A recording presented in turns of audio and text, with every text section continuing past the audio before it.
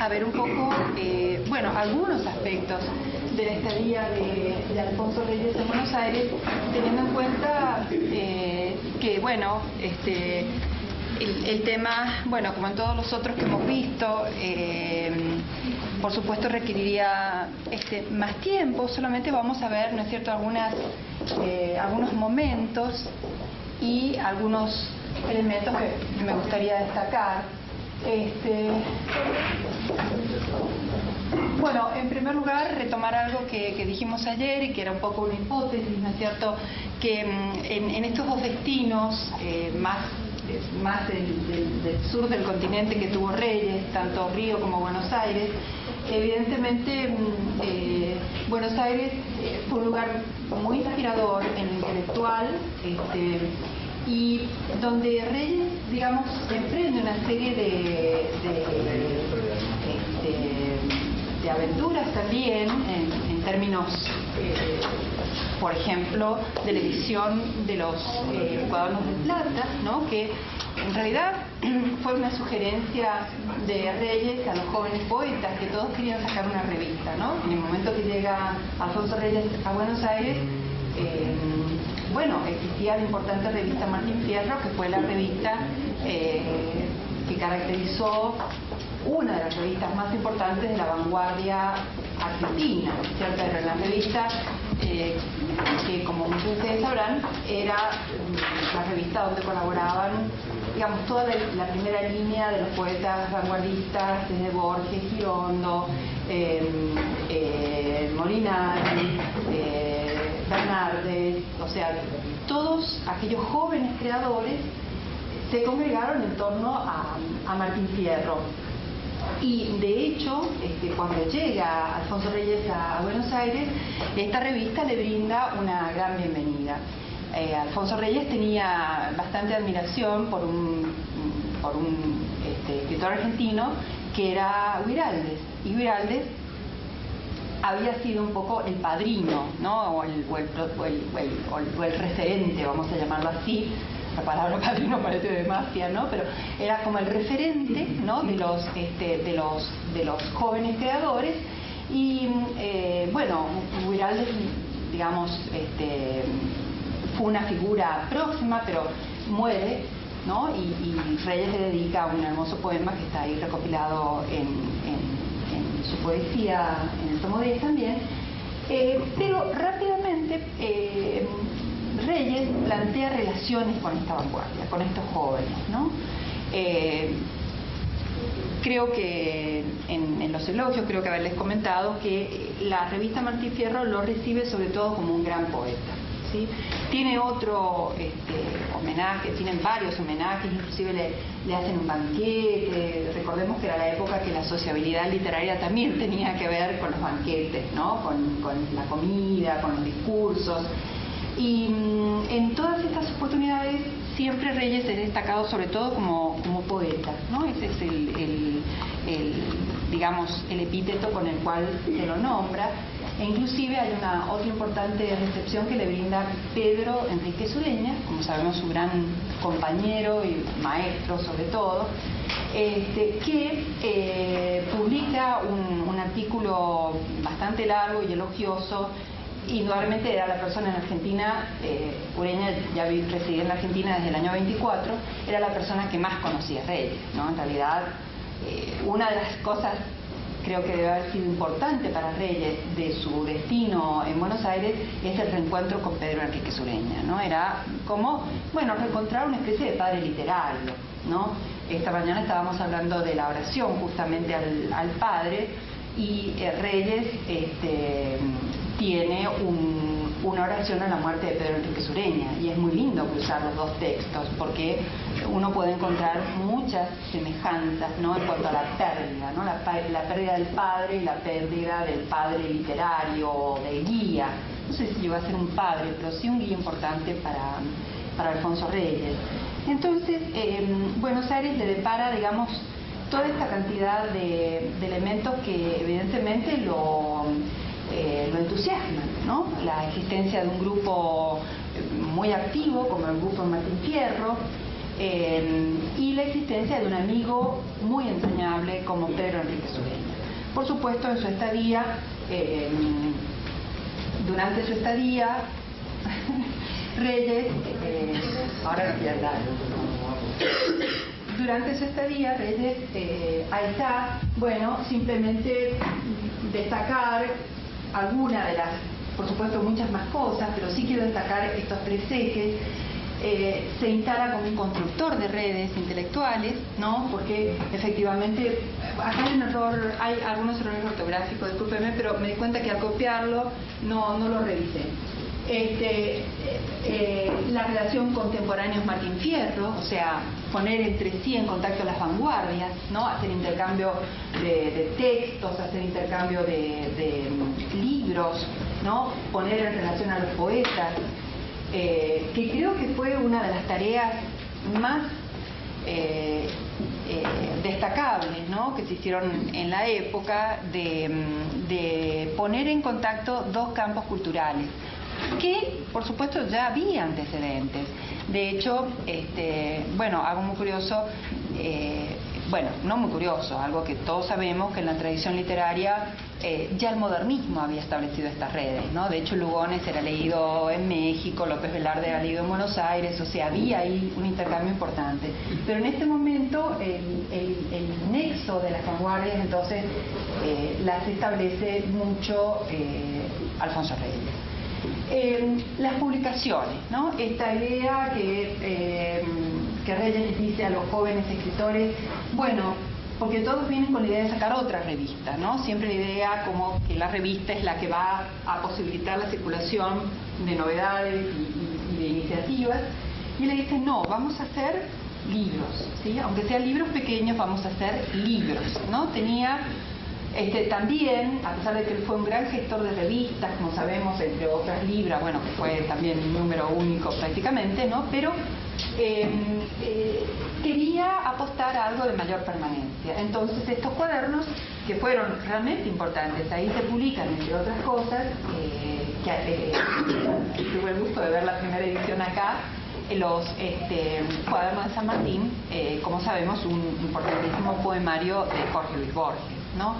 Entonces él incentivó la publicación de obra, ¿no? Que esto también es un paso muy importante para los jóvenes, ¿no? Saber ver su obra publicada.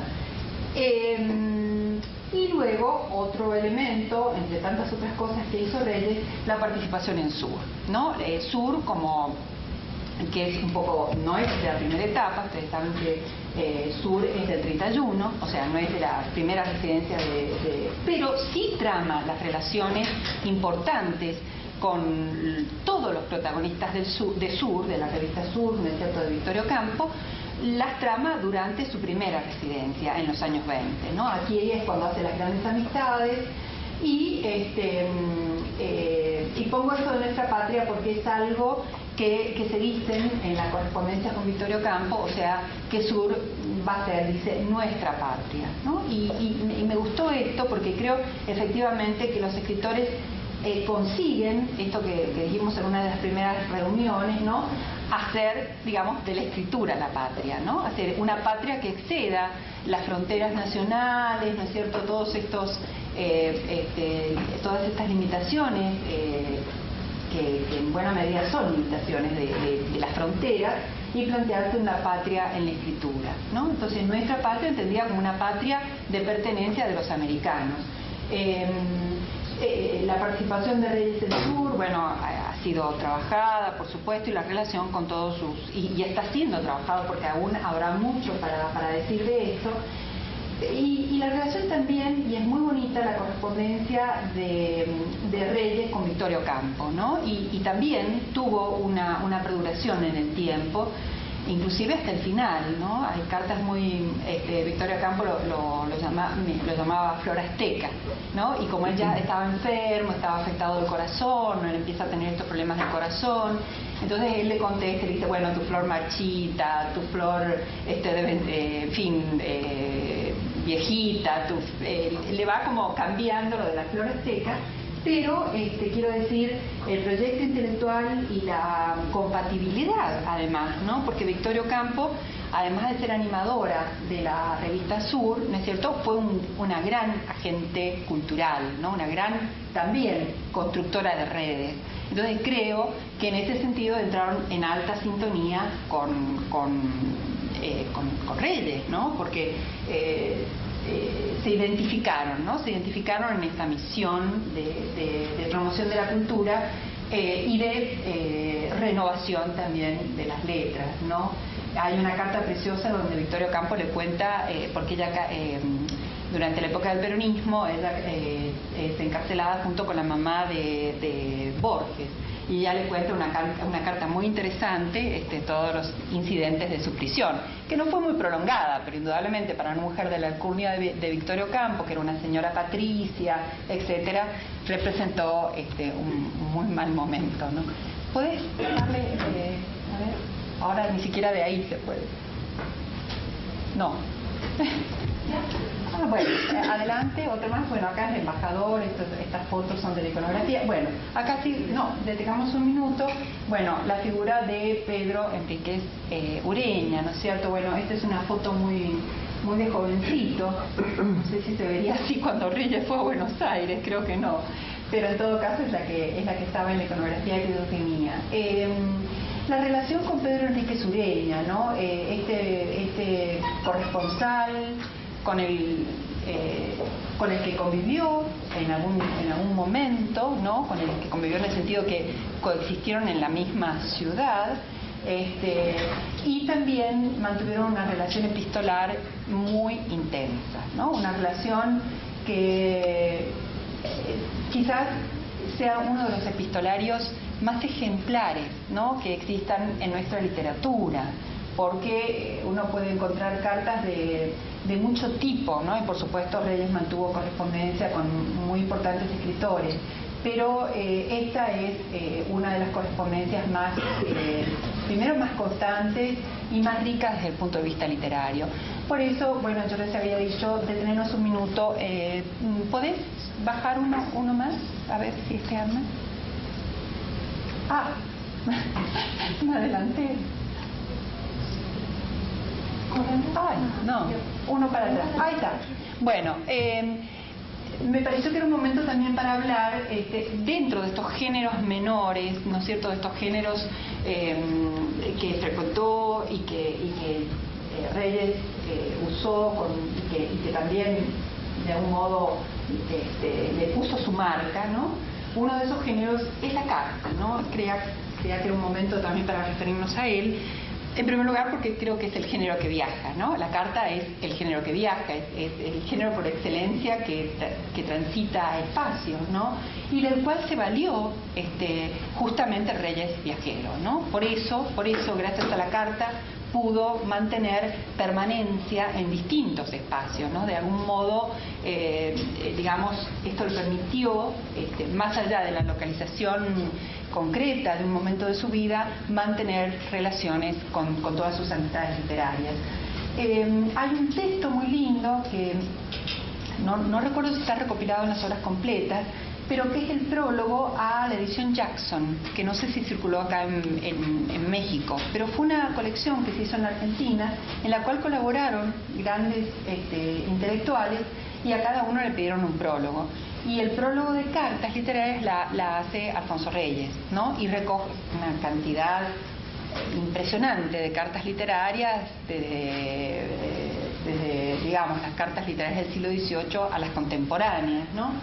Y en ese prólogo él hace unas definiciones muy precisas de la carta, ¿no?, que realmente forma parte también de los intereses y de la, no sé, del modo como Reyes reflexionaba sobre la literatura, ¿no? Entonces,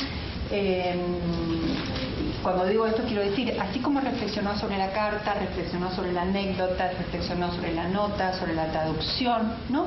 Siempre está el aspecto reflexivo sobre los géneros, ¿no?, que es propio del carácter teórico también de su pensamiento. Bueno, la carta literaria él la define como un compromiso entre la voz privada y la pública, ¿no? O sea, con esto Reyes, y lo aclara en el prólogo a través de una serie de ejemplos, lo que quiere decir es que la carta literaria aunque esté destinada a una persona, siempre tiene una escena pública.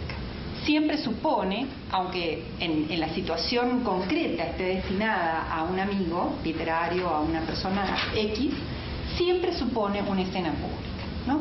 Esto es muy interesante, porque quiere decir que hay una enorme conciencia por parte de Reyes en la escritura de sus cartas de el escenario de publicidad que va a tener en algún momento, ¿no? Compara la carta, dice él, con la conversación de la mesa de al lado, ¿no? Con este tipo de giros que eran muy usuales en el sentido de lo coloquial, ¿no? De Reyes. ¿Y qué quiere decir con esto? Dice que las cartas, dice, son como esas conversaciones de la mesa de al lado que uno escucha, pero en realidad las escucha porque el que habla más fuerte de lo necesario para ser escuchado, ¿no? Me parece una comparación muy bonita, porque aparentemente en la mesa de café uno habla para el otro, ¿no? Pero él dice, no, hay gente que habla más alto y en el fondo quiere que lo escuchen, quiere que los demás se enteren de la conversación, ¿no? Y bueno, me parece que es una preciosa metáfora de la carta literaria, ¿no? Es una carta entonces que se escribe en una mesa, pero para que los demás sean escuchas, para que los demás sean espectadores de la carta. Otra cosa importante es que la define como objeto literario, ¿no? Esto para él es muy claro, que la carta, digamos, puede llegar a tener elementos de intimidad, pero siempre va a ser una forma, y que esa forma va a estar respetada continuamente. O sea, por supuesto, no todas las cartas de Reyes van a tener el mismo nivel literario, ¿no? Pero la gran mayoría van a tener una conciencia de construcción muy alta, aun cuando cuenta la anécdota más minúscula, va a tener un cuidado literario en su formulación, ¿no? De hecho, ya siendo joven, y vuelvo a una cita que había hecho de Torri, creo que era así, que le dijo que por qué no recopilaba las cartas como viaje, ¿no? Porque efectivamente en muchas cartas narraba situaciones de desplazamiento y de viaje. Bueno, el otro tema es la oralidad o conversación a distancia, ¿no? Esto es otro de los elementos que rescata del género carta, como que debe ser transmisor de la oralidad, ¿no? Debe respetar la oralidad de la situación comunicativa y verse como una conversación solamente que no es en presencia, ¿no? La carta es definida, como sabemos, como la presencia, ¿no?, de la ausencia, ¿no? Esta es una definición muy indicada, porque efectivamente cuando escribimos una carta, le escribimos a un ausente que lo hacemos presente. Y el que recibe la carta recibe una presencia que es una ausencia, ¿no? Es una suerte de paradoja, pero esa es la situación que define ¿alguien se llevó el...? Sí. Bueno. Que define la carta, ¿no? Y creo que, digamos... hoy preguntábamos, ¿no?, cuando estábamos hablando sobre Reyes, el tema ¿cuál es el género de Reyes, ¿no? Y bueno, uno de los géneros, creo, importantes de Reyes también fue la carta, ¿no? Aunque nos parezca... No, creo es que yo no sé si funciona, ¿eh? Vamos a ver. No, ¿se puede mover de ahí?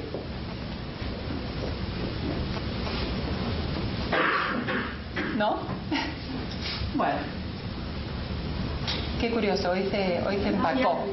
Bueno, ya la conocen, ¿no es cierto? Victoria Ocampo, una de las fotos más conocidas de ella. ¿Puedes ir? Y bueno, por supuesto, la relación con Borges, ¿no? La relación con Borges, que fue una relación que yo defino como una relación estrictamente literaria, ¿no? Porque muchas veces existe esta discusión, bueno, fueron amigos, no fueron amigos, y por eso en una de las primeras reuniones yo marqué la diferencia, ¿no? Creo que una cosa es la amistad y otra cosa es la amistad literaria.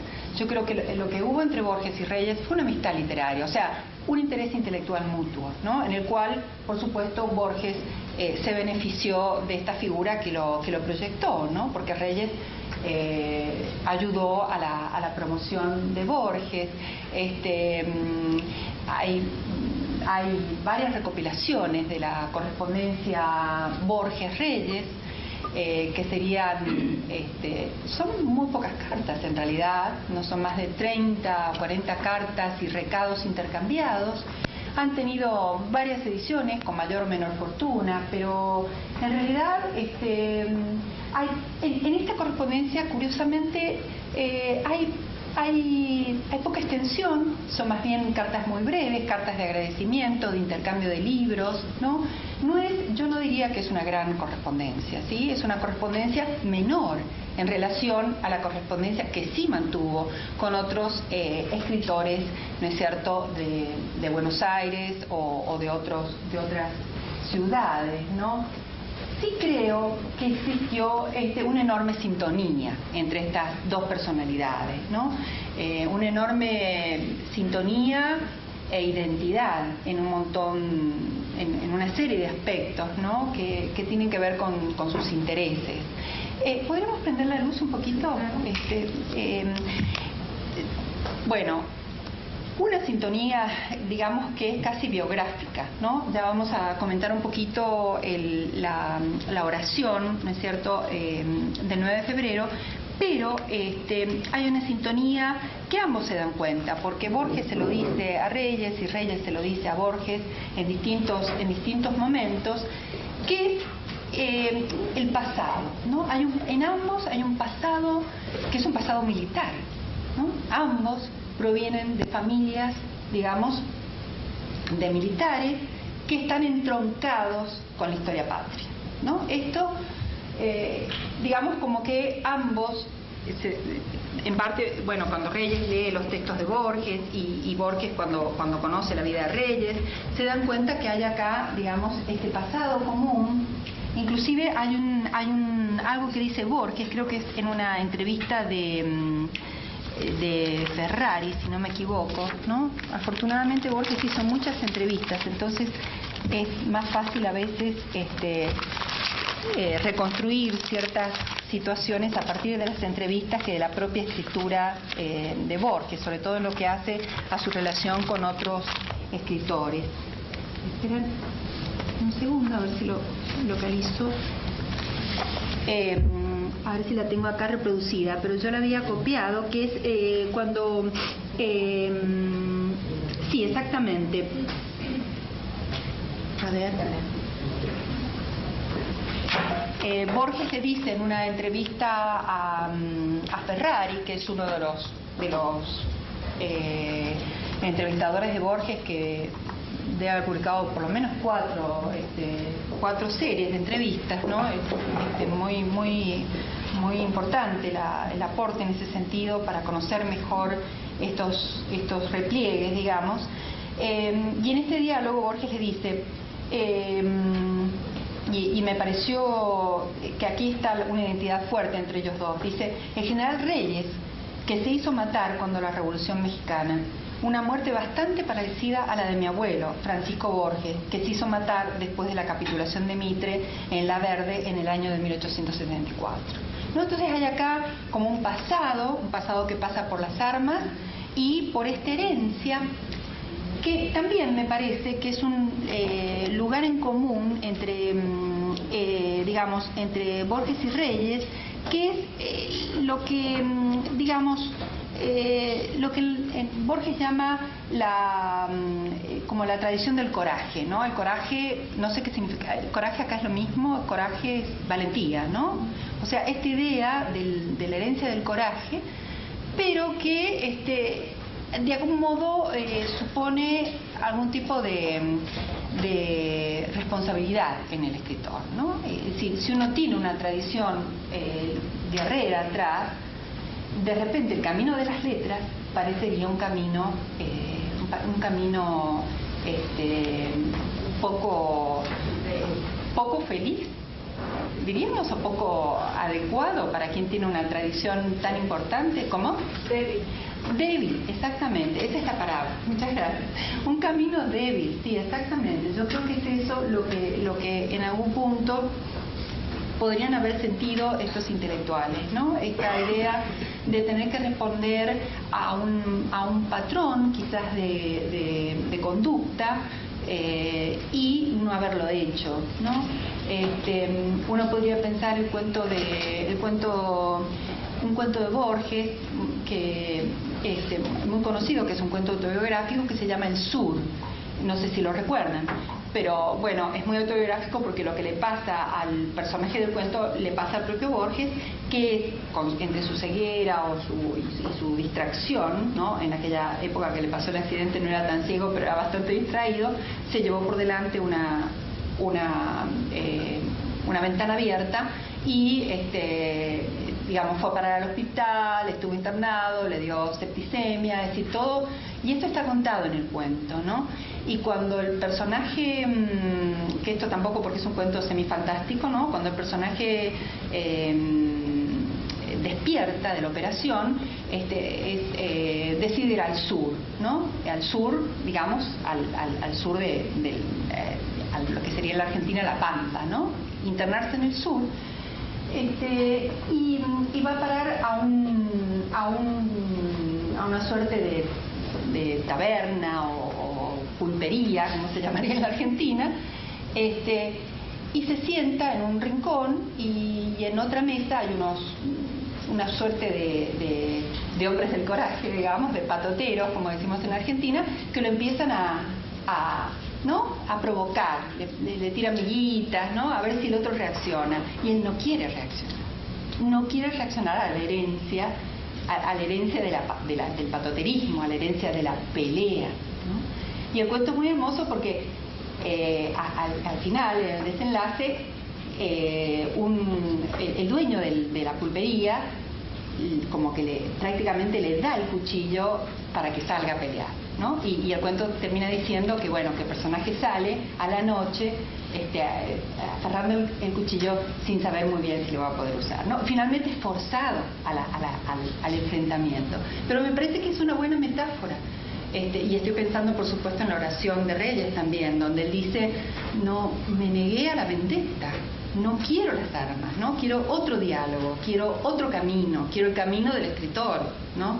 Y creo que en ese punto hay como vidas en ese sentido un tanto paralelas, ¿no? En el sentido de que quizás entendieron mutuamente que venían de esa herencia, ¿no? De la cual no renegaban, pero que al mismo tiempo querían apartarse, ¿no? La posibilidad entonces de dejar la idea de la venganza, la idea de la vendetta, la idea de resolver las cosas por las armas, ¿no? Que era muy propio de ambas culturas, ¿no?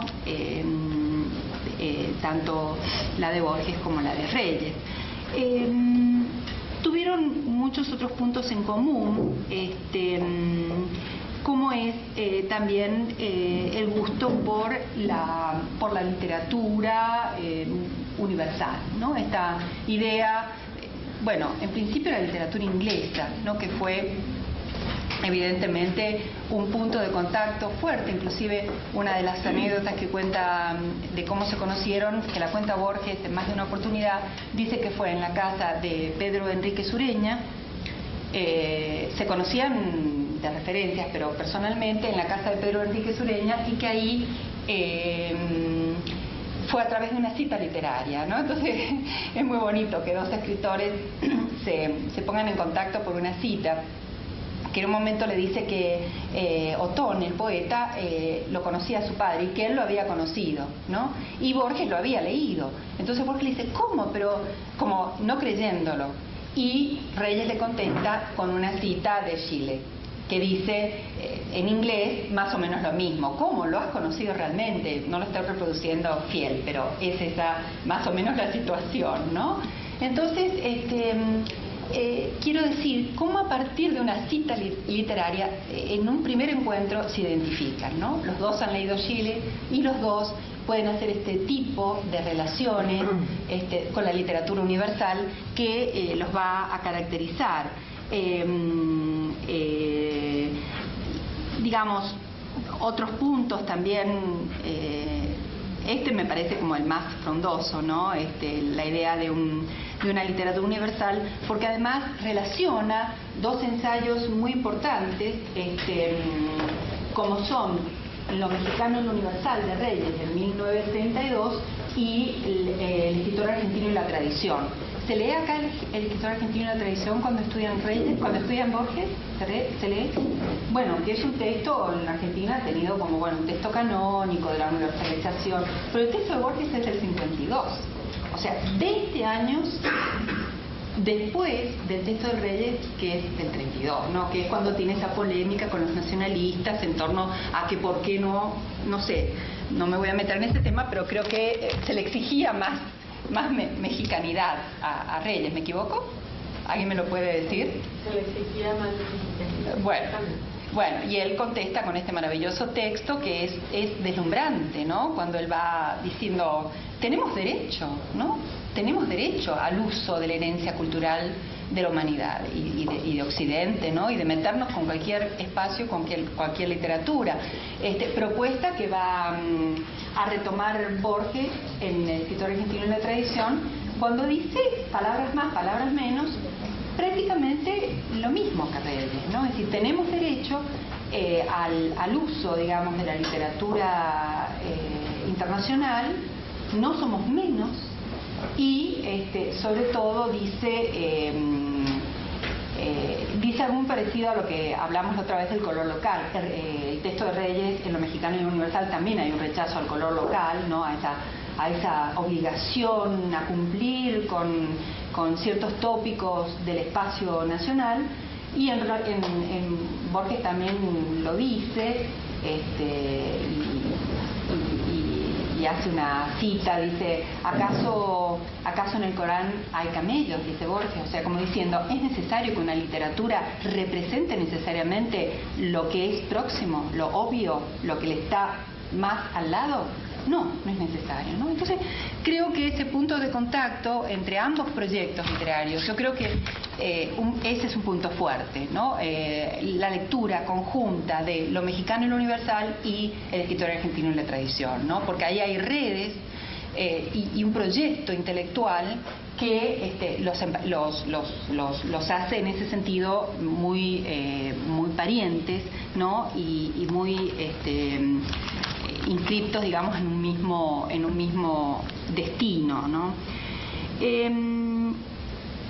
Otro punto que es conocido, pero que inclusive todo el mundo sabe de la ficción de Reyes por la novela policial, ¿no? Él tenía, y se conserva, no sé si los ejemplares que están en la capilla en el DF son los originales, no, están acá, no lo sé. No, pero allá se quedó la colección de novela policial del Séptimo Círculo, no. Sí. ¿La negra?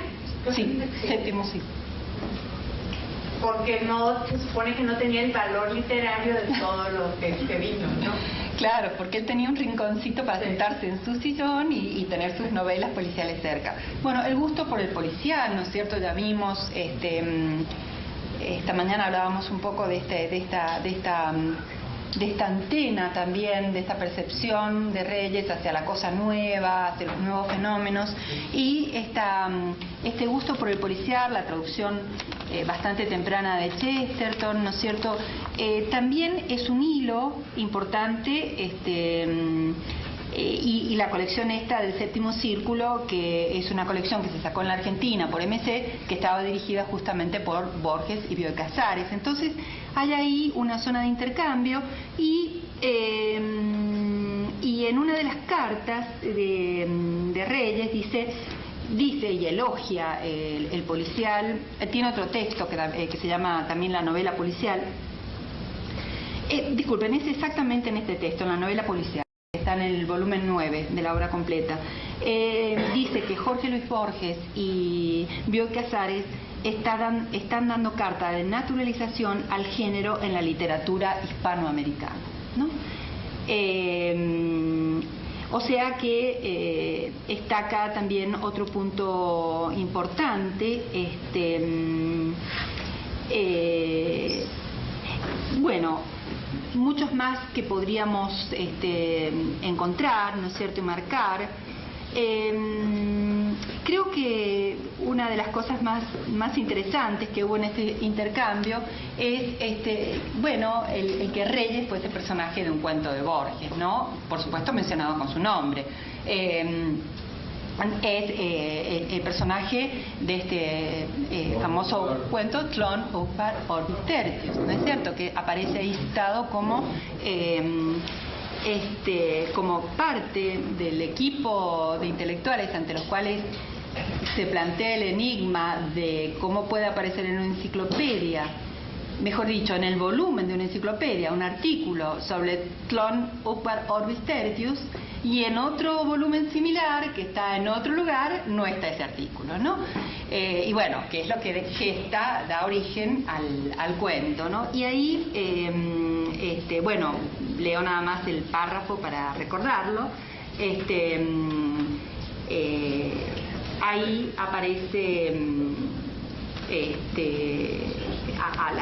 esta inclusión de Reyes, de Borges, que dice: Alfonso Reyes, harto de esas fatigas subalternas de índole policial, propone que entre todos acometamos la obra de reconstruir los muchos y macizos tomos que faltan, ex unge leonen. Calcula, entre veras y burlas, que una generación de tlonistas puede bastar, ¿no? O sea, lo hace responsable en realidad a Reyes digamos, de toda esta empresa de construir un mundo fabuloso que es Tlön upar Orbis Tertius, ¿no? O sea, hacerlo en ese sentido, ¿no? Bueno, es en parte un homenaje, pero también ¿no? Lo pone, ¿no? como en un lugar respecto a los otros, que cita a Ureña, ¿no? Y a otros compañeros de época, lo pone en el lugar como el que hace la propuesta más radical, ¿no? O sea, si aparece un artículo y falta el resto, bueno, sentémonos, en una generación lo vamos a terminar de escribir, ¿no? Es preciosa la idea, y que seguramente se le hubiese ocurrido a Reyes o a ambos, ¿no? La posibilidad de inventar un mundo, ¿no? Que es efectivamente lo que creo que ambos finalmente hacen, ¿no? Inventan un mundo para nosotros, ¿no? Un mundo que tiene características no tan locas, pero que igualmente fantasiosas, ¿no? Digamos, también en esta relación hay divorcios, ¿no es cierto? Hay divorcios que pasan después de todo lo que hemos visto por España, ¿no? Es decir, es lo hispánico lo que separa bastante a Borges de Reyes, ¿sí? Recordemos, Reyes es realmente su formación hispánica es determinante, y él es un hispanista hecho y derecho y asumido y orgulloso de serlo, ¿no es cierto? Cuestiones gongorinas, o sea, su identidad con esta cultura es muy alta, no solo con los clásicos, sino también con los contemporáneos, ¿no es cierto? O los poetas que la había y escritores que la había frecuentado en su estadía en España. Borges también hace una estadía en España, por supuesto es deudor, Cervantes, ¿no es cierto? En fin, Pierre Menard, ¿no? El autor del Quijote, o sea, cómo aparece continuamente Cervantes en su obra. Pero Borges, digamos, evidentemente es muy antigongorino, ¿no? Entonces, eso, digamos, crea como una especie de desinteligencia, ¿no? Respecto a la herencia hispánica, ¿no? Borges es más Quevedo, ¿no? Él siempre va a levantar como figura la figura de Quevedo, ¿no? Como referente dentro del campo hispánico. Y va a renegar de esas metáforas o de esas construcciones más complicadas y más barrocas, ¿no es cierto?, propias del discurso gongorino, que evidentemente entusiasmaban mucho a Reyes, y bueno, y no solo a Reyes, ¿no? A toda la generación que hizo la recuperación de Góngora en el 27, o sea. Pero Borges no, Borges se niega, ¿no?, de esa tradición gongorina, de esta tradición de la dificultad, de la sintaxis compleja, de la sintaxis latina, ¿no? Él encuentra una serie de objeciones a esta tradición, y también tiene resistencia hacia los intelectuales españoles, hacia ciertos intelectuales españoles con los cuales Reyes sí tiene buena relación. En más de una oportunidad alude muy despectivamente hacia Azorín o otros miembros de esa generación con los cuales Reyes sí había tenido una muy buena relación. Entonces hay aquí una desinteligencia que, como digo, tiene que ver con las herencias culturales que construyen los escritores y cómo las procesan o cómo las incorporan a su propia obra, y que en el caso de estos dos autores pasa entonces por esta desinteligencia de tradiciones, ¿no? Que podríamos resumir Góngora versus Quevedo, quizás, pero sería simplificar demasiado, ¿no? Pero pasa por ahí, pasa por como que son dos corrientes, ¿no? Bueno, de esta relación, a ver si puede adelantar con el... A ver. Bueno, este tiene que ver con las amistades también de Reyes y de las publicaciones de esa época. Este es un dibujo que hace Nora Borges, la esposa de Guillermo de Torre y la hermana de Jorge Luis Borges. Son unas ilustraciones que prepara para una pequeña plaquette de Reyes. ¿Cómo? Que luego a Reyes no le gusta, pero pero la publica de todos modos. Pero ¿sabes por qué después hablamos? Todos quieren saber qué. No hay nada más. Ahora lo digo. Lo de Nora, le pide una plaquette para Fuga de Navidad, que es una fantasía de Navidad que da cuenta también de los difíciles años madrileños de Reyes, ¿no? Es muy bonito, es la típica historia de Navidad, ¿no? Es el cuento de Navidad, ¿no? Que estamos acostumbrados, y que bueno, que Reyes incursiona en él, en esta pequeña plaquette, y la quieren publicar en Buenos Aires y le encargan los dibujos a Nora, que era una destacada dibujante y diseñadora de las revistas de vanguardia, ¿no? Pero ¿qué ocurre? Nora, digamos, tiene la impronta muy Marchagall, ¿no? O sea, no porque fuese discípula, pero sí de hacer las ilustraciones siempre con elementos naif, ¿sí? Usa mucho el elemento infantil, el elemento naif, ¿no? Y Reyes en una carta se queja, porque le ha llevado las 6 ilustraciones y dice, y las 6 ilustraciones tienen niños, como diciendo, ¿por qué leyó el cuento solamente? Y después yo vi que Alicia lo pone como literatura infantil al texto, en parte compatible con lo que hizo Nora sin quererlo quizás, ¿no? Y por eso a él le molesta, pero luego se lo manda a Francia a Valéry Larbaud, y Valéry Larbaud se lo elogia, le dice que es preciosa la edición, los libros, los dibujos y todo. Así que bueno, eso era nada más que una anécdota, pero ya que estamos hablando de Reyes, es bueno contar anécdotas, ¿no? ¿Puedes adelantar otra? A ver si... no me acuerdo qué... Bueno, estos nada más algunos de los puntos que ya hablábamos, ¿no? La tradición paterna, las armas y las letras, presentes en ambos escritores. Pensar la oración del 9 de enero y el sur de Borges, la literatura inglesa. Bueno, otra conexión que podríamos hacer es Visión de Anáhuac y Fundación Mitológica de Buenos Aires, ¿no? Ayer leímos o comentamos un poquito Visión de Anáhuac, pero hay muchos elementos en común entre Visión de Anáhuac y la Fundación Mitológica de Buenos Aires, ¿no? En esta mirada hay un diminutivo que ambos usan, que es la palabra barquitos, ¿no?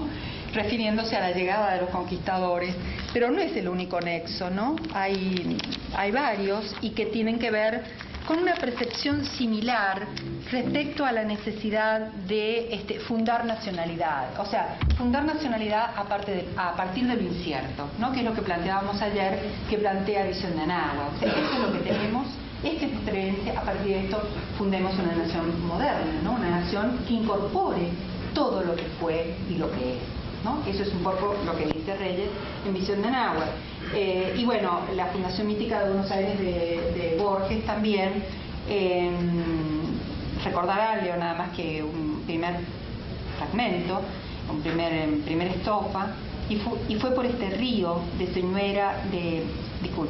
y fue por este río de sueñera y de barro que las proas vinieron a fundarme la patria.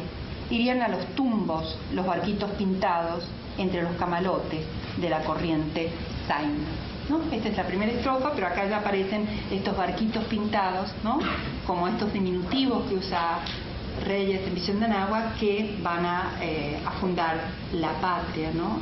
Como una cierta mirada irónica sobre la conquista, que permite justamente dar el salto a una cultura que, digamos, que se plantee una fundación moderna de sí misma, ¿no?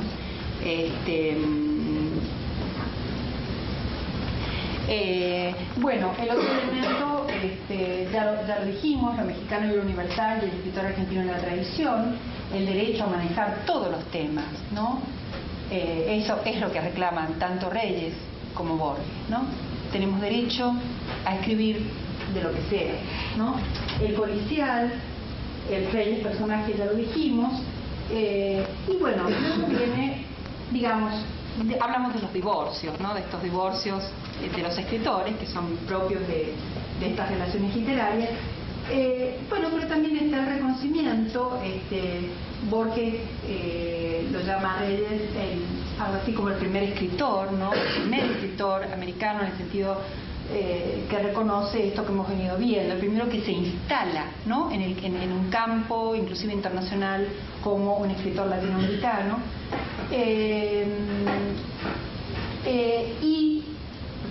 Reyes sobre Borges le dice en uno de los comentarios, cuando Borges le envía el Aleph, le dice: usted me reconcilia con las letras, ¿no? Porque evidentemente el campo de las letras también es un campo árido, ¿no? Esa es una de las cosas que Reyes descubre en Argentina, la cantidad de, nosotros le llamamos capillas, no sé si acá es lo mismo, ¿no? De grupos que se pelean, que se tienen envidia, que no, los nacionalismos, los extranjerizantes y los nacionalistas, en fin, todas estas divisiones de las cuales él es testigo y se queja mucho en las cartas, ¿no? De cómo se pelean los muchachos argentinos, dice, ¿no?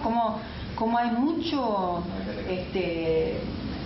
en fin, como un espacio que él llegó a sentir muy incómodo, justamente porque, como dijimos desde el comienzo y como todos sabemos, digamos, su mundo es un mundo de la cordialidad, es un mundo de la conversación, entonces no se adapta, digamos, a estas rencillas de los campos literarios, y sobre todo lo vive en la Argentina, ¿no? Lo vive como una presión fuerte y como algo que le impide unir, que era justamente lo que él creía que era su misión, unir a los escritores, y se da cuenta que en fin, los nacionalistas no se van a sentar con Borges, Borges no se va a sentar con los nacionalistas, o sea, que haya allí cosas incompatibles.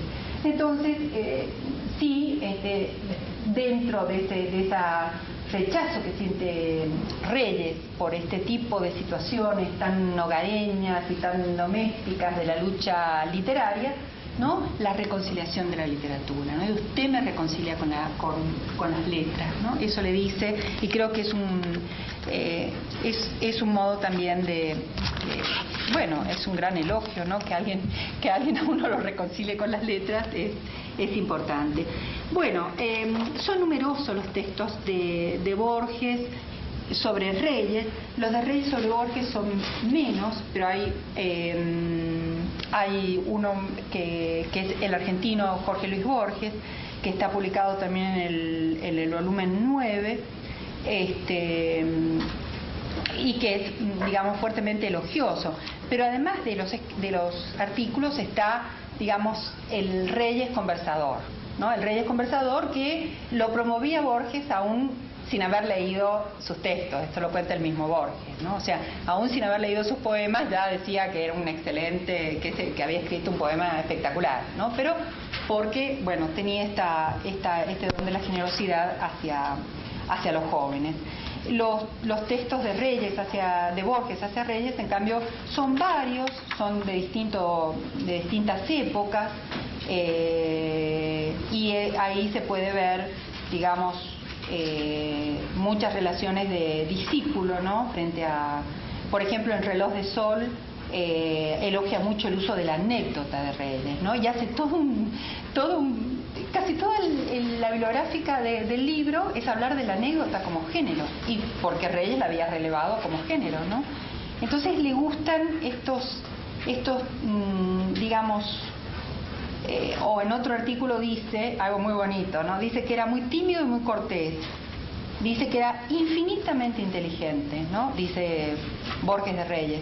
A veces hasta inventaba razones a favor de su interlocutor, ¿no? Es decir, se dejaba ganar, diríamos, ¿no? Como que mueve mal las fichas, se dejaba ganar, ¿no? Era infinitamente inteligente. Bueno, después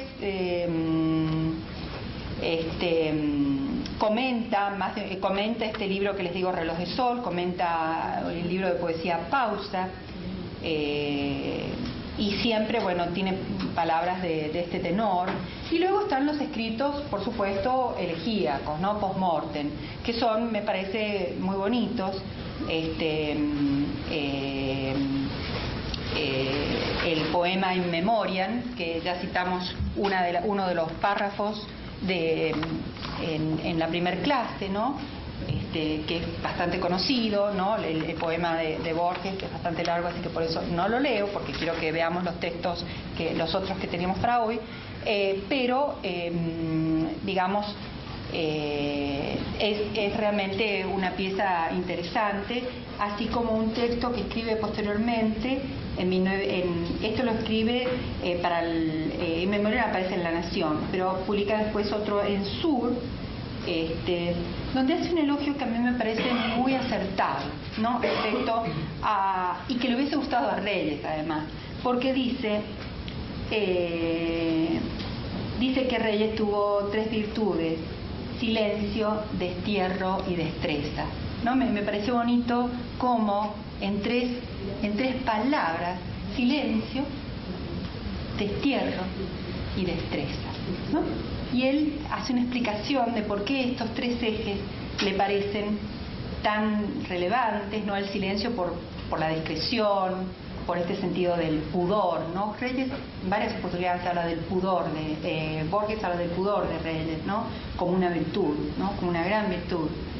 El destierro también, Borges en numerosas oportunidades habla de la figura itinerante de Reyes, ¿no? Como una figura que lo potencia como escritor, y que estaba justamente en esta primera estrofa del poema In Memoriam. El vago azar o las precisas leyes que rigen este sueño, el universo, me permitieron compartir un tercio trecho del curso con Alfonso Reyes. Supo bien aquel arte que ninguno supo del todo, ni Sinbad ni Ulises, que es pasar de un país a otros países y estar íntegramente en cada uno, ¿no? Entonces, estas virtudes y, por supuesto, este proyecto que él llama manejar la cultura de Europa sin exceso de reverencia.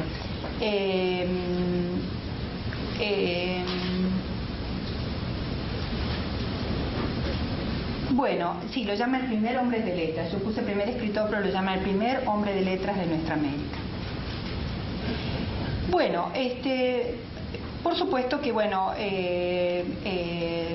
creo que en esta relación también hubo, como decimos nosotros, cortocircuitos. No sé si acá en México se dice así, pero hubo, por supuesto, cortocircuitos, hubo distancias, y hay un tremendo libro que es el de Bioy Casares, ¿no? Borges, que ha circulado ampliamente, y que ahí aparecen como otro tipo de versiones sobre alguna de estas cosas. Y bueno, uno dice, bueno, ¿qué es ficción, qué es realidad?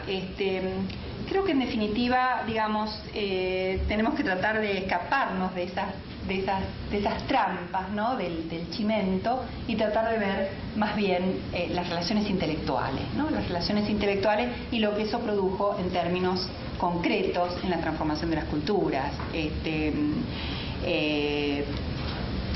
Luego, creo que bueno, que es un campo vasto, ¿no? Tanto para la historia intelectual como para el estudio comparativo, ¿no? Ver la obra de estos 2 autores porque... me olvidé otro punto que tenían en común, que es el gusto por la literatura fantástica, ¿no? Que también ambos comparten y que están ahí, digamos, haciendo casi las mismas búsquedas o teniendo lecturas muy similares, ¿no? Bueno, a ver, no me acuerdo qué vamos a tratar. Bueno, Reyes y la Argentina, ¿no? Además de esta relación con los escritores, más o menos que bosquejé con Borges, ¿no? Sobre la correspondencia Borges-Reyes ha habido una última edición muy completa, con muchísimos materiales, que es la de Carlos García, ¿sí? Que se llama... tiene un título, el subtítulo es Correspondencia, pero el título es Discreta... Bueno, disculpen, un lapso, no me acuerdo bien, pero fue publicado por Iberoamericana. No obstante, yo la comparé con la recopilación que hizo Pacheco hace ya bastante tiempo, y son los mismos materiales, no aporta muchísimo más. ¿Se recuerdan que Pacheco hizo una recopilación que inclusive está en internet, o sea que se puede leer? Uno busca e inmediatamente le aparece los materiales, y él reproduce casi todos los textos literalmente, o sea que como no son tantos, casi todos los podemos tener ahí. Bueno, Reyes y la Argentina, ¿no? Esta relación también de esto que decía Borges, que está en todos lados y que de todos lados se hace tira raíces o hace arraigo, ¿no? Bueno, Reyes curiosamente no tiene ningún texto, como si tuvo, ¿no es cierto?, hacia Brasil, Brasil una castaña, México en una nuez. No hay ninguna avellana para la Argentina, ¿no? Ninguna de estas frutas, ¿no? Frutas secas. Pero sí tiene un texto muy interesante que es Palabras sobre la nación argentina, ¿no? Que es una suerte de ensayo de interpretación de la nación, ¿no? Y él advierte que va a hablar como extranjero, o sea que se cuida, ¿no?, por antemano, que no vayan a malinterpretar sus palabras. De todas maneras, dio lugar a una polémica. Yo no he podido estudiar, pero me gustaría profundizar ahí bien con quién polemizó. Indudablemente polemizó con un nacionalista, porque le habrá molestado algo lo que dice. Es que Reyes habla como si estuviera dentro de la casa. Dice, voy a hablar como un extranjero, pero finalmente habla muy desde el riñón, muy desde adentro, ¿no? Y dice cosas, de algún modo, muy ciertas, pero al mismo tiempo que a un nacionalista le pudo haber parecido, no sé, difícil de tragar, ¿no?, de digerir. Bueno, este duelo entre patricios y migrantes, ¿no?, que esto es muy propio de los años 20 y 30 en la Argentina. O sea, la existencia de una clase patricia muy resistente a la gran oleada de inmigrantes europeos y a las transformaciones lingüísticas que eso produjo, ¿no? El cocolicho, ¿no? Lo que en la Argentina llamamos el cocolicho, o sea, estos lenguajes del mundo urbano, del mundo, digamos, del intercambio entre el inmigrante y que inclusive hubo obras de teatro escritas por Discépolo, ¿no?, en cocolicho, o sea que era esta mezcla de español italiano o español y árabe. Eran formaciones muy inestables también, que no tuvieron mayor perdurabilidad que estas obras teatrales y lo que recuerdan las canciones, ¿no? Y él habla ahí de este duelo, ¿no? Y efectivamente fue difícil ese momento, una suerte de inadecuación o de incapacidad de la comunidad argentina de recibir esta masa tan importante inmigratoria. Y este rechazo de los patricios. Él lo sintió y lo dijo. Otros, por ejemplo, Amado Alonso, que en aquella época estaba en la Argentina, fue también perceptivo de esta situación, que repercutía directamente en la lengua, o sea que cambiaba la lengua, y eso le molestaba, por supuesto, a la clase patricia argentina. Los trata también de retóricos y perifrásticos. Dice que los argentinos son demasiado palabreros, digamos, ¿no? Demasiado perifrásticos. Y dice una cosa muy simpática, que es anecdótico también, pero que de un modo define también ese ojo, ¿no? para ver las culturas, que dice que lo que caracteriza al argentino, dice que es muy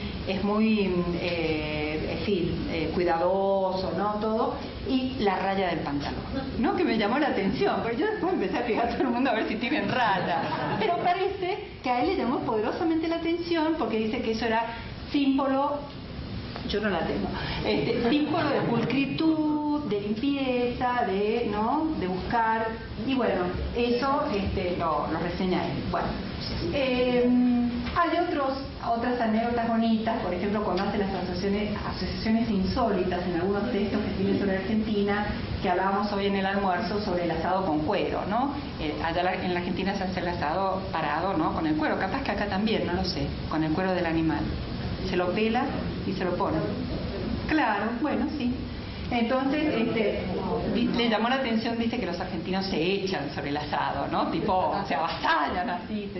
Y bueno, hay un texto muy simpático sobre ese tema, y después uno sobre el gaucho Aquiles, ¿no? Pero que es muy simpático porque compara el Martín Fierro con la estrategia de Aquiles para vencer a estos, ¿no? Bueno, y en la poesía no hay tantos poemas quizás como uno podría pensar que podría haber dedicado a Buenos Aires, pero sí quería leer por lo menos alguno de ellos,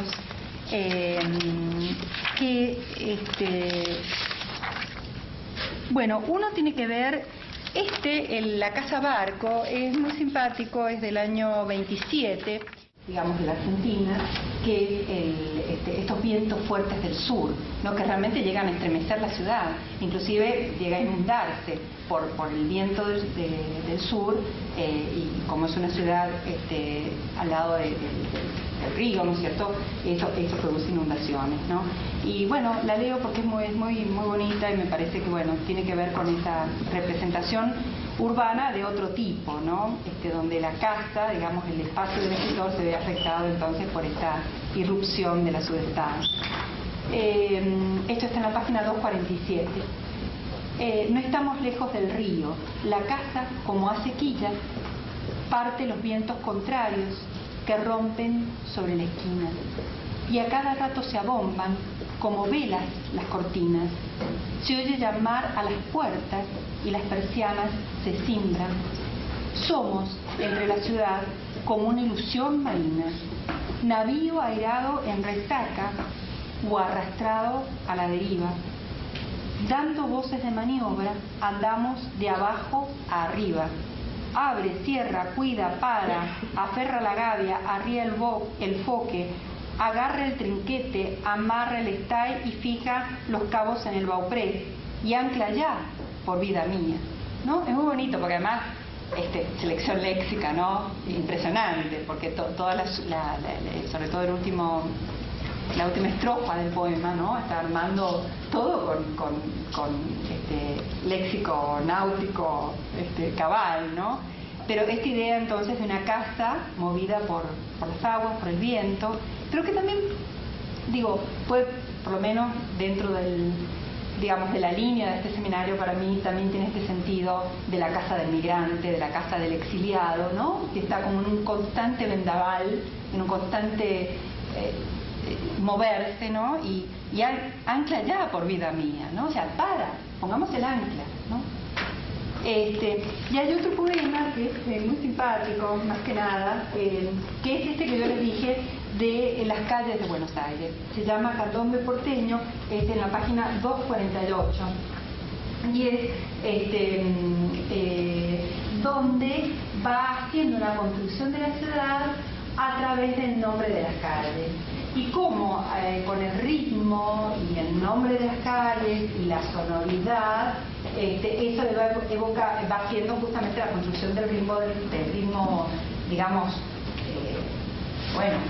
afroamericano, digamos, del candombe, ¿no? Leemos, porque me parece muy simpático. Las calles de Buenos Aires tienen un nombre tan gentil que dan ganas de bailar cuando se las nombra así: Sarandí, Sarandí, Maipú, Tacuarí, Guanamí, Gualeguay, Gualeguaychú, Bamba, Jujuy, Bacacay, Barcalá, Boquerón, Bonplan, Yaguazú, Curapalihué, Tacuarí, Tacuarí, Guandacor, Guaminí, Guanacache, Guariní, Tol, Timbó, Tala, Salta, Tuyú, Tuyutú, Tuyutí, Yapeyú, Pepirí. Fíjense, es pura sonoridad, ¿no? Es decir, acá no importa el sentido. Lo que le importa es crear la sensación de un ritmo, que yo sin duda no soy la más competente, pero alguien que sepa candombe seguramente podrá encontrar acá el ritmo, que es un ritmo binario, por otra parte, ¿no? Acá se escucha candombe, ¿no? ¿O no? ¿No? ¿No? Ah, bueno, es un ritmo al tambor, y se baila también, ¿no? Es muy reiterativo, de dos sí, es un ritmo totalmente, no tiene variantes, digamos, ¿no? Que a mi negra le gusta la danza mucho más que me gusta a mí. Hacha, Achala, Achalay, Alianza, Lambaré, Calderona, Zamor, Camucá, Camacuá, que a las calles les gusta la danza, Quiriquiquí y Cacarañá, ¿no? O sea, pura sonoridad, ¿no? Pura, digamos, juego musical, pero con el que él consigue hacer una representación auditiva, ¿no? Que dijimos que era una de las modificaciones o de los modos de percibir la ciudad que tenía Reyes, ¿no? Y este poema en ese sentido me parece que se inscribe en esa línea de lo auditivo. Bueno, desde Buenos Aires, ¿no? Como siempre, esta idea del viajero que vuelve, ¿no es cierto?, mentalmente, que vuelve en evocación, que vuelve en el recuerdo, y que vuelve, porque en realidad está, ¿no?, en ese espacio del pasado, del presente y del futuro de su propio espacio nacional, que es México, ¿no es cierto? Y la oración del 9 de febrero, que simplemente repasar algunos aspectos. Esta mañana hablamos un poquito de este importante texto de Reyes, tan bello texto, producido efectivamente en 1930 en Buenos Aires, que es, digamos, como es muy evidente, se trata de una elegía, ¿no?, de una elegía a la muerte de su padre, y como dice al final del texto, está fechado en Buenos Aires 9 de febrero de 1930 y 20 de agosto de 1930, el día, no, y abajo dice 20 de agosto, disculpen, de 1930, el día que había de cumplir sus 80 años, ¿no? O sea, dedicado a su padre a los 17 años de su muerte. Y de algún modo, como digo, como género, pertenece plenamente a la elegía, en el sentido de que la elegía es el canto al ausente, a lo perdido. Pueden haber elegías por muchas cosas perdidas, pero sobre todo son elegías a la muerte, ¿no? A la muerte.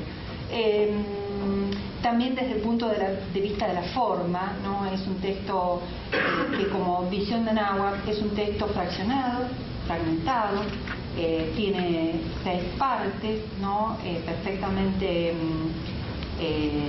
separadas, y que van más allá de ser una elegía, en el sentido de que elegía, bueno, sí, propiamente elegía, inclusive conteniendo aquello que siempre tiene elegía, que es el llanto, ¿no? El planto, en la parte, digamos, donde se manifiesta el sentimiento, en realidad está en la primera parte. Ahí uno podría decir, bueno, acá ya hizo la elegía, ya cantó al muerto, sintió su pérdida y hizo el lloro, ¿no? Pero luego el texto da más rodeos, ¿no? O sea, en ese sentido también innova la forma elegía, porque busca a ese muerto, busca a esa sombra, ¿no? Que, como la llaman en el poema que leímos ayer, busca esa sombra incansablemente a través de muchos recursos, digamos, y de muchas posibilidades. Una que me pareció muy conmovedora es buscar al padre en la propia letra del padre, ¿no? Buscar inclusive el propio cuerpo del padre en las firmas, ¿no? Y que están acá reproducidas, no sé si en todas las ediciones, ¿no? Pero es muy significativo esto, porque no hay nada más próximo al cuerpo que la escritura, ¿no? La escritura es la prolongación de nuestro cuerpo. ¿no? Entonces busca, ¿no? Busca a su padre en la firma, ¿no? Y va comparando firmas de distinta época, ¿no? Y va marcando las transformaciones de esa firma que tienen que ver también con las transformaciones del propio cuerpo paterno herido por las heridas de la guerra o de los enfrentamientos como militar, ¿no? Entonces es muy bonito, es como que hay una historia en la propia caligrafía paterna, ¿no? Que habla de su coraje, ¿no? Que habla de su coraje, que habla de las heridas percibidas y que habla también de la propia búsqueda del sujeto de esta elegía de tocar el cuerpo paterno, ¿no? De volver a encontrar ese cuerpo y encontrarlo entonces en la escritura. El otro elemento, bueno, eso, bueno, tiene muchos modos de recuperar al padre, ¿no? Es un texto, como digo, es un texto que es un texto de duelo, ¿no es cierto? Como toda elegía, es el duelo por la pérdida, es el lamento de la pérdida. Y puede pensarse, a pesar de que en el texto dice Reyes en más de oportunidad que su herida, la herida de la pérdida, su propia herida está abierta, ¿no? Y que continúa abierta cada vez que lo recuerda, también se puede pensar que en la medida que pudo verbalizarlo y escribirlo, es porque pudo de algún modo cerrar el duelo, pudo tener alguna conformidad con aquella pérdida, ¿no? La pérdida muy fuerte, pero lo pudo escribir. Inclusive dentro del texto hay un momento que dice: hace 2 años me animé a decir lo siguiente, ¿no? Es me animé, o hay algo, más o menos es el giro que usa, ¿no? Hace 2 años me animé a decirle a un amigo en París lo siguiente, y da una cita aludiendo justamente a este duelo, ¿no? Entonces, bueno, me pareció que en parte, digamos, es un cerrar y darle un sentido también a esa muerte que acá parece inexplicable, aunque al final parece encontrar una explicación, que es la idea de morir con honor, ¿no? Dice, murió como un héroe romántico, digamos, se entregó a la muerte, ¿no? Porque digamos, el azar o el destino le había ya marcado una encrucijada de la cual la única salida también era la muerte, ¿no? Entonces es una lectura realmente muy, no sé, muy tocante, ¿no? Y al mismo tiempo muy cuidadosamente escrita en su búsqueda de símiles, en su búsqueda de metáforas para referirse al padre. Digamos, también la fluctuación frente a la imagen del padre, sobre todo en el punto 1, la primera parte del texto, cuando manifiesta también en parte el magnetismo que le produce el padre y al mismo tiempo el temor, ¿no? Y este ir y venir y el estar ausente y presente también, porque en un momento dice: antes de que mi padre se muriera, yo ya me había acostumbrado a esa ausencia, ¿no? Como que tenía una cierta capacidad o resistencia para tolerar su ausencia, pero al mismo tiempo, en esta primera parte se plantea un tópico que recorre, por supuesto, todo el texto y que tiene que ver con algo de lo que hablamos, las armas y las letras, ¿no? Esta tensión permanente, y que tiene que ver con lo que hablamos al comienzo de la clase, entre armas y letras en los destinos de los escritores, ¿no? Que recorre nuestra literatura española, latinoamericana, ¿no? Todo el tiempo. Y es muy impresionante porque en esta primera parte Reyes dice, separa los campos, ¿no? Él era soldado, yo iba para literato, ¿no? Separa, ¿no? Armas y letras, él las armas, yo las letras. Pero luego, en lo que viene del texto, en la parte 2, 3, etcétera, construye al padre desde lo literario. Y los símiles del padre son símiles de lo literario. El padre es un libro, el padre es la biblioteca, el padre es un héroe romántico. Es decir, está construido, y el padre es un gran lector, porque también lo coloca como un lector de Darío, como un lector de Espronceda, como un ávido, digamos, intelectual de su época. Entonces es interesante porque por una parte está el legado al cual no quiere someterse, el legado de las armas. Acá usa la palabra vendetta, no es el único, en otros textos memorísticos también la usa, y al mismo tiempo recuperar al padre para las letras, ¿no? Es decir, renegar de las armas, decir yo no seguí el camino de las armas, y mi padre, si bien perteneció al camino de las armas, finalmente es las letras, ¿no? Y hay un momento muy impresionante, porque el padre es libro, el padre es biblioteca, muchos símiles a lo largo del texto, pero el padre termina siendo alimento de Reyes, dice, lo digerí, ¿no? Es como si, dice, y es antes de que cuente esta anécdota, que dice que ciertas tribus vencer al enemigo es una manera de apropiarse de sus capacidades, ¿no? Y a continuación dice, no dice lo de Borés, pero dice algo así como una digestión, ¿no? Como una especie de canibalismo, ¿no? De la imagen paterna que lo consigue integrar consigo mismo, ¿no? Una especie de fusión de lo mejor de su padre consigo mismo para construirse a sí mismo. Por eso se dice que es uno de los textos autobiográficos más importantes de Reyes, ¿no? Porque habla de la construcción de su persona, ¿no? Y la construcción de su persona justamente a partir de la imagen paterna, ¿no? A partir de la imagen paterna.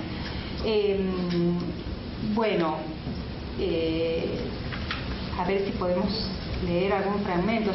Es todo muy hermoso, muy pautado, además con mucho pudor, ¿no? Para recuperar esta palabra que usa Borges respecto a Reyes. Es un texto que, digamos, manifestando la pérdida y manifestando el pesar, es absolutamente pudoroso, ¿no? Muestra la herida, pero tampoco, digamos, hay es muy emotivo, ¿no? Pero es una emotividad concentrada, ¿no? Y controlada por el sujeto, ¿no?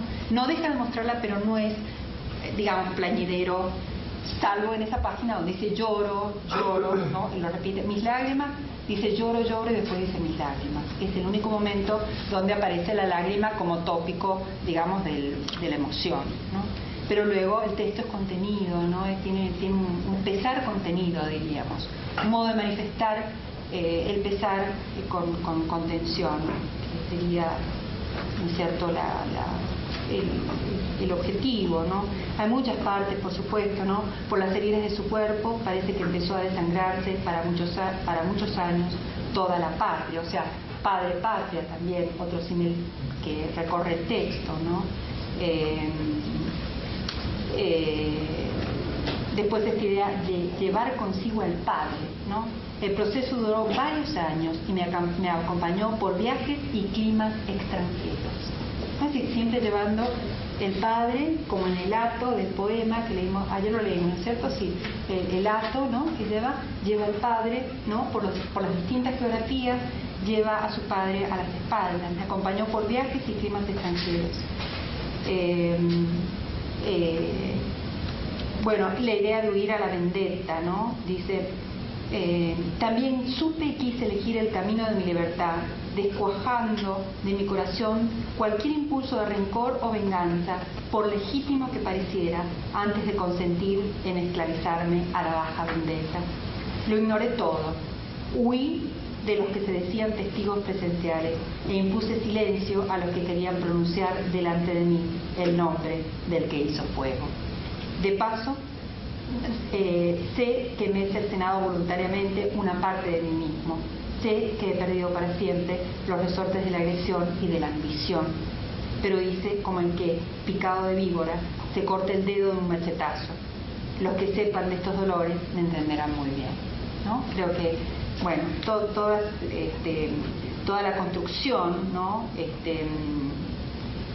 Que en este pasaje creo que se ve muy bien la construcción del sujeto, ¿no? La construcción del sujeto. Yo había leído esto, ¿no? Que Madero lo manda a llamar para que vaya a hablar con su padre y lo convenza de que se retire a una vida, digamos, sin participación política, y que Reyes duda de que él tenga ese poder de convicción respecto a su padre, ¿no?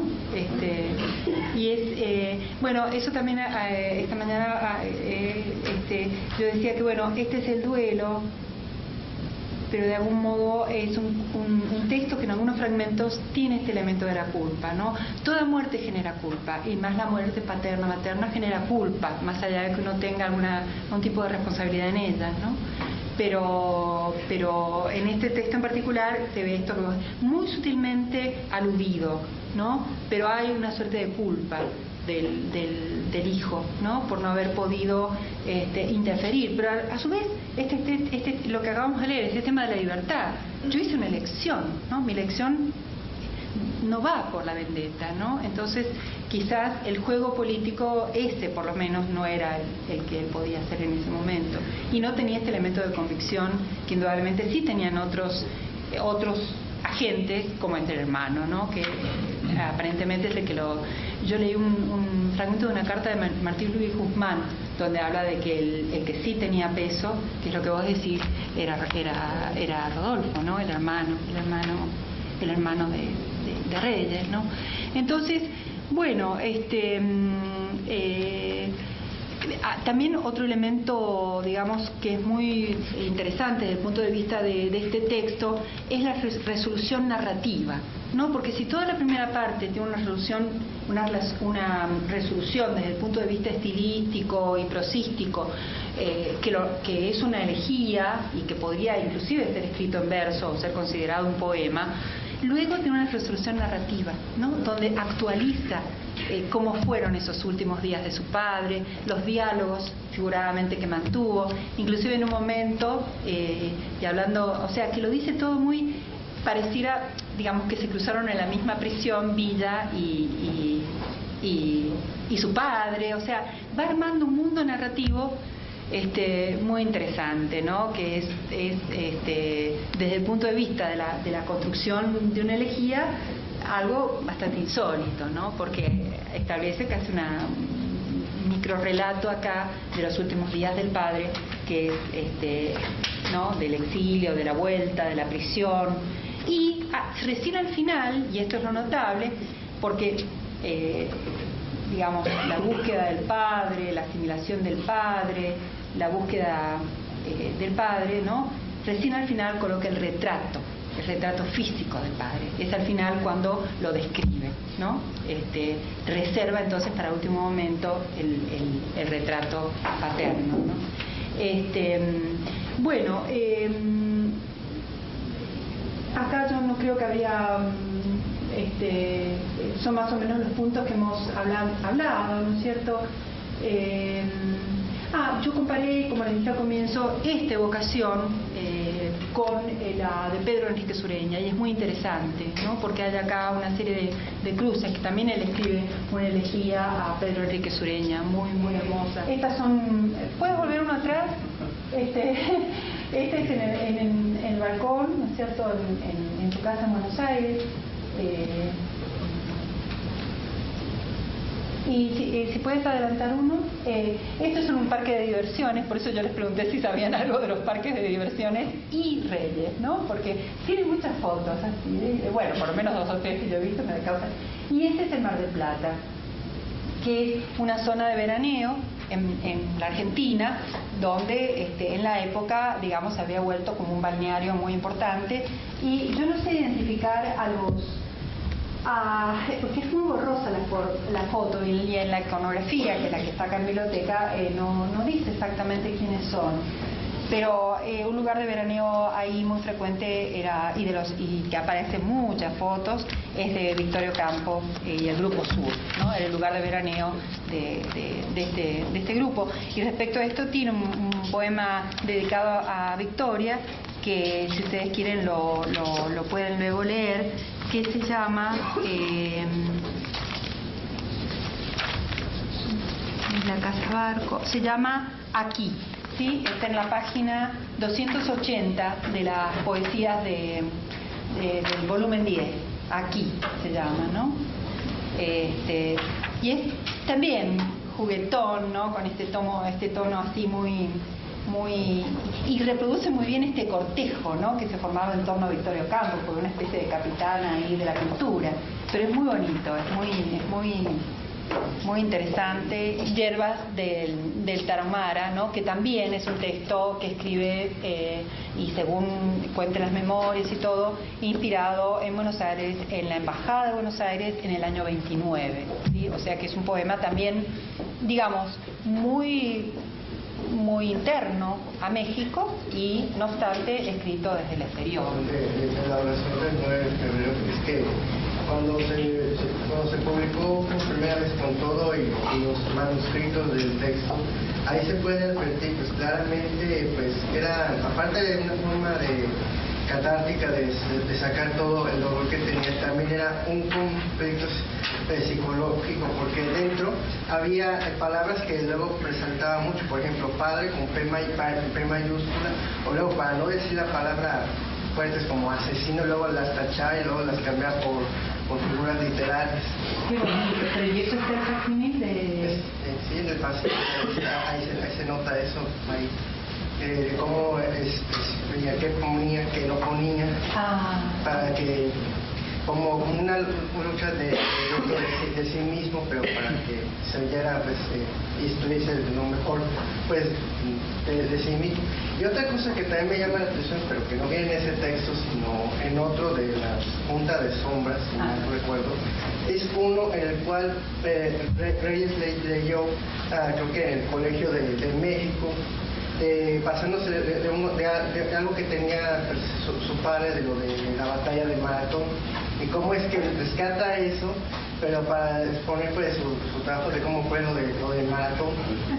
Y aquí es otra manera de evocarlo. Sí, hay otro poema que creo que tiene el título de una de las batallas en las que participó el padre, pero que ahora no me acuerdo. ¿Alguien se acuerda? Una de las batallas está acá, pero bueno, yo alcancé a sacar copias. Y también está referido a esto que vos estás diciendo, lo compara con grandes figuras militares en la antigüedad, ¿no? Pero hubo algo que en lo que yo no había reparado, que es el poema de la Casa Barco, porque hay una escritora que vive en Francia, de las refugiadas españolas que se quedaron en Francia, que tiene un trabajo sobre Reyes que se llama Alfonso Reyes Le Passeur, y esa palabra en español es barquero. Es decir, es el embajador, el que va pasando los rasgos de la cultura de un lado a otro. O sea, es el embajador cultural, que tiene que ver con esto. Y a mí el poema, bueno, me pareció como redondo para...